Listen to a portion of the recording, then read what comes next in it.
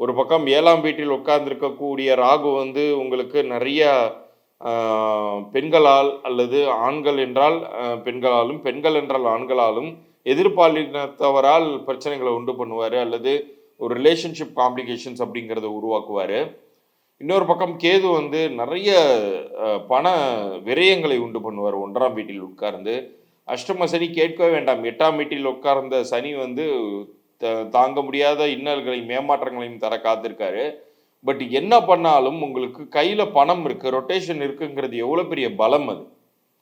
ஒரு மனிதனுக்கு கையில பணம் இல்லன்னா தான் வந்து மொத்த பித்துமே புடிச்சு போகுது. அதுவும் இன்னைக்கு இருக்கக்கூடிய உலகத்துல. இன்னைக்கு இருக்கக்கூடிய காலகட்டத்துல.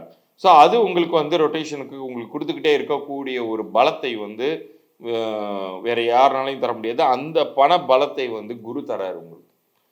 11ஆம் வீட்டில் லாப குருவாக உட்கார்ந்து தரப்போகிறார் அப்படிங்கும்போது, நீங்க ஏன் வருத்தப்படுறீங்க?